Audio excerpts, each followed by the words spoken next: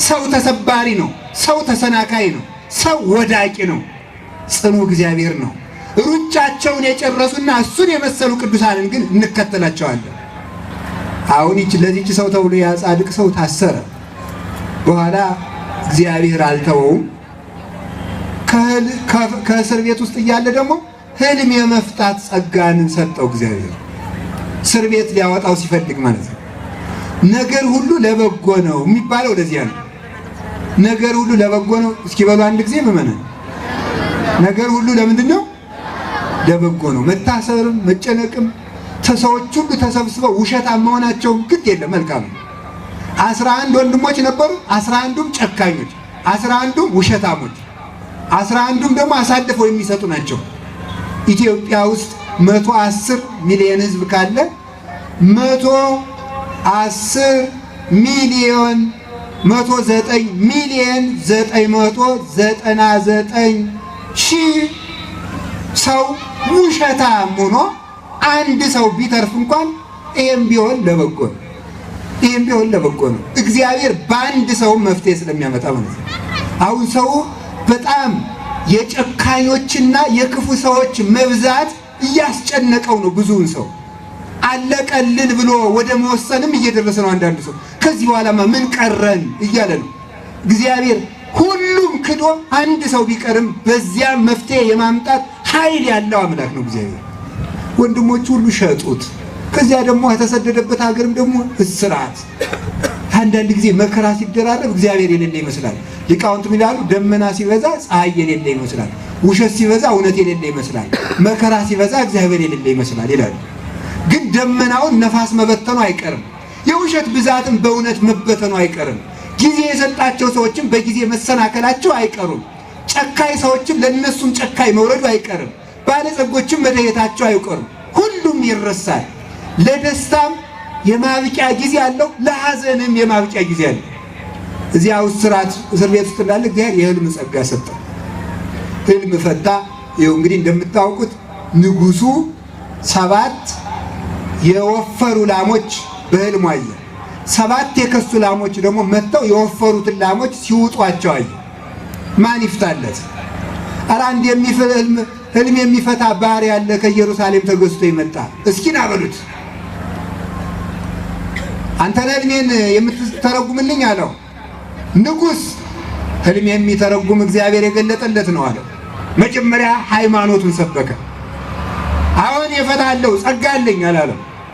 እንደዚህ ዘመን ሰው ማለት የዚህ ዘመን ሰው እንኳን ያለውን ጸጋ የሚመኘውን ጸጋ ሁሉ ነው በፌስቡክ የሚለጥፈው አይደለም፣ የሌለውን ሁሉ ማለት።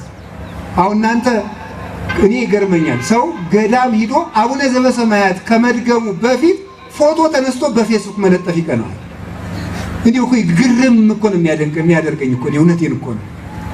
እንደዚያ አሁን እኔ እኮ ገዳሙን ለመሳለም ሂዳችሁ በዚያ ከቆራችሁ ገዳሙ ውስጥ መልአክ ቢገለጥላችሁ እኮ ተኙና እንራመድባችሁ ሳትሉን አትቀሩም ማለት ነው። በጣም እንዴት ያለ እኮ ሰው ችኩል እንደሆነ ልብ ብላችሁ ስሙ። ይሄ ጸጋዬ የእግዚአብሔር ነው፣ ይሄ ስጦታዬ የእግዚአብሔር ነው ነው የሚባለው። ህልም የሚተረጉም እግዚአብሔር ነው አለ። በል ተርጉምልኝ። 7 የከሱ ላሞች የተባለ የወፈሩ ላም 7 የጥጋብ ዘመን ይመጣል። 7 የከሱ ላሞች የተባሉት 7 የረሃብ ዘመን ይመጣል አለው። ምን ላድርግ አለው ንጉሱ። በ7ቱ የጥጋብ ዘመን ለረሃቡ ዘመን አጠራቅም፣ ህዝቡን እህል አምጡ አልክና ሰብስብና መልሰህ ለረሃቡ ዘመን ለህዝቡ ታከፋፈላቸዋለህ። ይሄንን የሚያደርግልኝ ካንተ በቀር ጥበበኛ የለም፣ ከመንበሬ በቀር የግብፅ ንጉሥ አድርጌ ሹሜሃለሁ። ነገር ሁሉ ለበጎ ነው የሚባለው ለዚህ ነው። ወንድሞቹ ለባርነት በባዕድ ሀገር ቢሸጡት እግዚአብሔር በህልም ፈችነት አማካይነት በግብፅ ምድር ለባርነት በሄደበት ሀገር ለንጉስነት እንዲሾም አደረገው። ንጹህ መሆኑን ይህንን ይዘው ሊቃውንተ ቤተ ክርስቲያን ይላሉ። ዝሙት ይላሉ፣ ዝሙት ንግስትን ባሪያ ያደርጋል፣ ንጉስን ባሪያ ያደርጋል። ንጽህና ደግሞ ባሪያን ንጉስ ያደርጋል ይላል። ተመልከቱ ክርስቲያኖች፣ ዝሙት ንግስቲቱን የባሪያዋ ባሪያ አድርጓት ነበረ። 20 ብር ለገዛችው ለዮሴፍ ለሱ ወድቃ አንተን እመኛለሁ ብላ ስትለምን ነበረ። ኃጢአት ንጉስን ንግስትን ባሪያ ያደርጋል። እሱ ደግሞ ለኃጢአት ያልተገዛ ንጹህ ስለሆነ ንጽህና ደግሞ ባሪያውን ንጉስ አደረገው። ዛሬ እውነቴን ልንገራችሁ፣ ባላወቅነው ባርነት እየተቀጠቀጥን፣ ባላወቅነው ባርነት እየተገዛን ያለ ነው። ለምን ይመስላችኋል? ባርነትን ያመጣብን፣ ስደትን ያመጣብን፣ መፈናቀልን ያመጣብን፣ ረሃብን ያመጣው ምን ይመስላችኋል? ኃጢአት ነው። የመከራ ባሪያ ያደረገን ንጽህና ስለሌለን ነው። ንጽህና ከባርነት ያወጣል። እውነቴን ልነግራችሁ፣ አሁን ከተጋረደብን መከራ እንድንወጣ ከፈለጋችሁ መፍትሄው ምንድን ነው ብትሉኝ፣ ንጹህ መሆን፣ መንጻት። የምትሰርቁ ሰዎች ስርቆታችሁን ማቆም፣ ሱስ ያለባችሁ ሰዎች ሱሳችሁን ማቆም ከዛሬ ማታ ጀምሮ። ሌብነት ያለባችሁን ጾሜን እግዚአብሔርን ይዤ እሞታለሁ፣ እግዚአብሔርን አጥቼ ከምጠግብ እግዚአብሔርን ይዤ በራብ እሞታለሁ ካላችሁ፣ ተንኮለኛነትን ከተዋችሁት፣ ነገረ ሰሪነትን ከተዋችሁት፣ እርግጠኛ ሆኜ የምናገረው እዚህ የተሰበሰበው ሰው እኔንም ይጨምራል። እዚህ የተሰበሰበው ሰው ብቻ ንጹህ ከሆነ ኢትዮጵያ የሰላም ነፃነት ታገኛለች። እመኑኝ፣ ይሄን እግዚአብሔር ያደርግልናል። ግን አልነጻንም። ጉድፍ አለብን። ያ ጉድፍ መራገፍ አለበት። የሆይ ሆይታ ሃይማኖት አይደለም ያለን፣ የቅድስና ሃይማኖት ነው። አሁን ጥምቀት መጥቷል። እንግዲህ ጥምቀት ሲመጣ ተሰብስበን እልል ስላልን መፍትሄ የምናመጣ እንዳይመስላችሁ። እልል ስላልን ስላጨበጨብን፣ ምንጣፍ ስላነጠፍን፣ መጋረጃ ስለጋረድን፣ ታቦቱን አጅበን ስላስገባን ብቻ መፍትሄ አይመጣም። የሚቀድመው መንጻት ነው። እልልታ መስዋዕት ነው። ማህሌት መስዋዕት ነው። ቅዳሴ መስዋዕት ነው። ዝማሬው መስዋዕት ነው። የወጣቶች ማስተባበር ሁሉ መስዋዕት ነው። በጥምቀት ሁሉም ሰው መስዋዕት ይሰዋል። ግን ከመስዋዕት በፊት ምን እንደሚቀድም ንገራችሁ። ወነጸረ እግዚአብሔር ላይለ አቤል ወላይለ መስዋዕቱ፣ ወይነጸረ እግዚአብሔር ላይለ ቃየል ወላይለ መስዋዕቱ። እግዚአብሔር ወደ አቤልና ወደ መስዋዕቱ ተመለከተ፣ እግዚአብሔር ወደ ቃየልና ወደ መስዋዕቱ ግን አልተመለከተም። በሞቴ ልብ ብላችሁ ስሙ። እግዚአብሔር ወደ አቤልና ወደ መስዋዕቱ ተመለከተ። የአቤልን መስዋዕት እግዚአብሔር እንዲመለከተው ያደረገው የአቤል ንጽህና ነው። የቃየልን መስዋዕት እግዚአብሔር እንዳይቀበለው ያደረገው የቃየል ርኩሰት ነው። ኢትዮጵያ ውስጥ ከሚደረገው የቤተ ክርስቲያን አገልግሎት በላይ በሰማይ ካልሆነ በቀር በየትኛውም ዓለም አይገኝም። እንደ ኢትዮጵያ ቤተ ክርስቲያን ቅዳሴ፣ እንደ ኢትዮጵያ ቤተ ክርስቲያን ሰዓታት፣ እንደ ኢትዮጵያ ቤተ ክርስቲያን ማህሌት፣ እንደ ኢትዮጵያ ገዳማት ያለ ረሃብ፣ ጽኑነት፣ እነ ማኅበረ ሥላሴን እነ ዋልድባን የመሰሉ ተጋድሎን እንደ ልብስ ለብሰው የሚኖሩ የቅድስና አርበኛ ያለባት ሀገር ኢትዮጵያ ናት። ታዲያ ለምንድን ነው መከራችንን ማስወገድ ያቃተን ካላችሁ፣ ከነ ክፋታችን ስለምናስቀድስ፣ ከነ ተንኮላችን ስለምንጸልይ፣ ከነ ርኩሰታችን እልል ስለምንል፣ ጸሎታችን እንዳያርግ እንደ ግድግዳ ስለሚጋረድብን፣ ማለዳ ቤት ሲሰራ ውሎ ማታ የሚያፈርስ ሰው እብድ እንደሚባለው ሁሉ ቀን የሰታል ምንድን ነው? ንጽህና ነው። ባርነትን ያመጣብን መርከስ ነው፣ መጎስቆል ነው። ከራስ ጠጉራችሁ እስከ እግር ጥፍራችሁ ያለውን ትቢያ ማራገፍ አለብን ሁላችን። ይህ በላያችን ላይ የተነሳው የክፋት ትቢያ መራገፍ አለበት። በምን? በሁለት ነገር።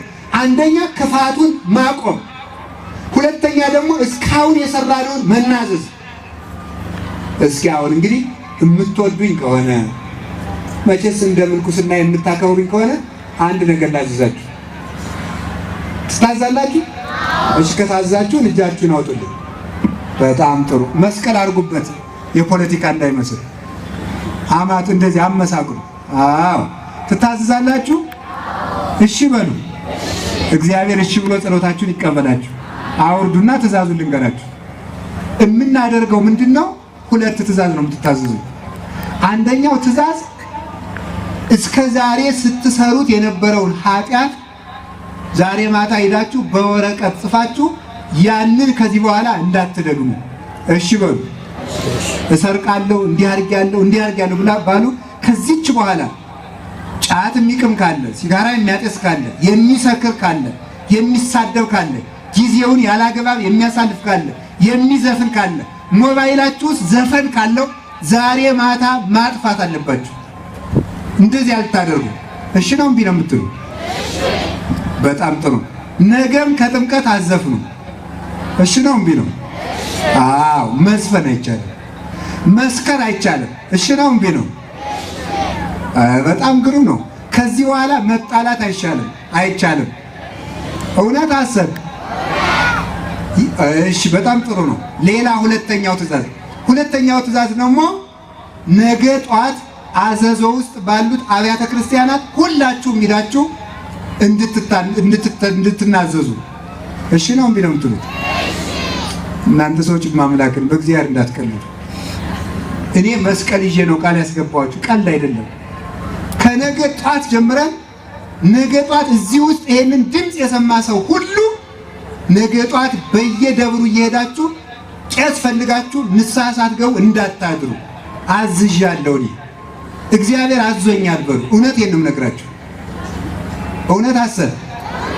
ይሄንም ልታረጉ ቃል ልትገቡ ይፈልጋል። እሺ እጃችሁን አውጡ። ይሄን ልታረጉ እንዴ? ፍለጡ አላልኩ፣ በሬ ስጡኝ አላልኩ፣ ገንዘብ ስጡኝ አላልኩ።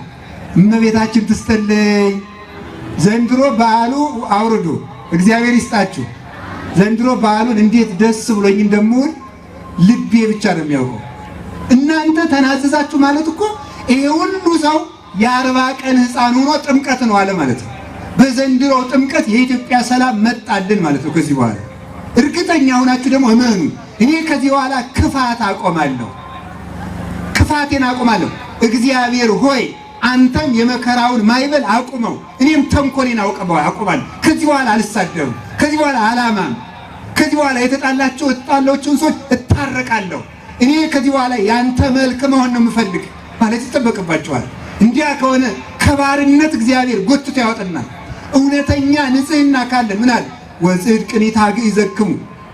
ዮሐንስ ወንጌል ምዕራፍ 8 ላይ መድኃኔዓለም እንዲህ ብሏል፣ እውነት ነፃ ያወጣችኋል። አትዋሹ። ውሸት ፈጽሞ ነውር ነው። እውነተኛ ኑሮ ኑሩ።